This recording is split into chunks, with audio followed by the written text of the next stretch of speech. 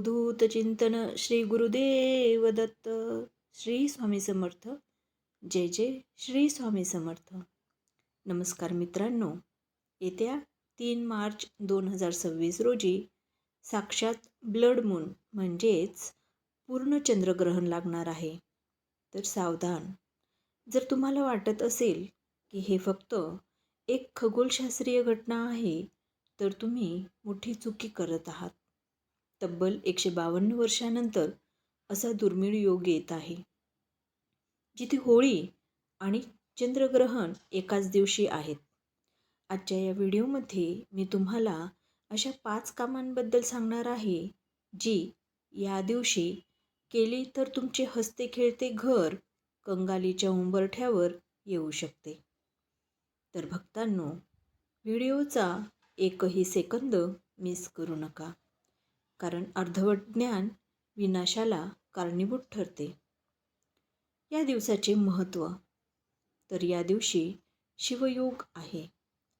शिवयोग, अमृत सिद्धियोग आणि महालक्ष्मी योग जुळून येत आहे. तर ग्रहणाची वेळ आहे दुपारी 2:20 ग्रहण चालू होत आहे आणि सायंकाळी 6:47 हे ग्रहण संपत आहे. सूतक काळ.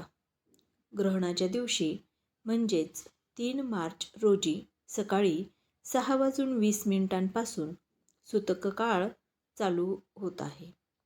भारतात हे ग्रहण सर्वत्र दिसणार असल्याने नियम पाळणे बंधनकारक आहे. तर या 5 भयावह चुका आपल्याला टाळायच्या आहेत आणि ज्या टाळायलाच हव्यात. तर 1. गर्भवती महिलांसाठी चेतावणी. सूतक काळ लागल्यापासून गर्भवती महिलांनी घराबाहेर पडू नये. चंद्राची किरणे गर्भावर पडल्यास बाळाला त्रास सुरू होऊ शकतो. तुळशीला स्पर्श. या काळात चुकूनही तुळशीला पाणी घालू नका किंवा स्पर्शही करू नका. यामुळे नवग्रहांची पीडा मागे लागू शकते.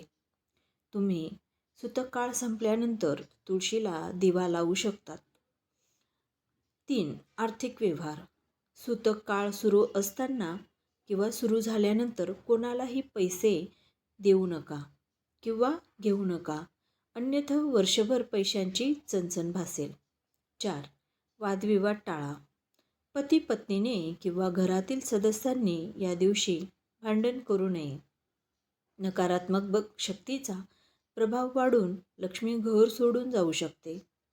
सूतक काळामध्ये किंवा ग्रहण काळामध्ये नकारात्मक शक्तींचा वास हा असतो. 5. केस आणि नखे कापणे. मंगळवार आणि ग्रहण यांचा संयोग असल्याने या दिवशी नखे किंवा केस कापल्याने कर्जाचा डोंगर वाढू शकतो. मित्रांनो, आता मी तुम्हाला ग्रहणाच्या काळात करायचा असा 1 रुपयाचा उपाय सांगणार आहे, जो तुमच्या तिजोरीला कधीही रिकामी होऊ देणार नाही. पण त्याआधी तुम्ही भगवान शिव आणि चंद्रदेवाच्या भक्त असाल तर कमेंट बॉक्समध्ये हर हर महादेव नक्की लिहा.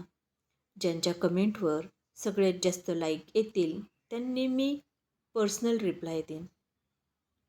तर पुढील धनप्राप्तीचा महाउपाय आपण बघूयात. तो उपाय असा आहे, ग्रहण काळ सुरू होण्यापूर्वी एका पितळी वाटीत गंगाजल घेऊन त्यात 1 रुपयाचे नाणे टाका.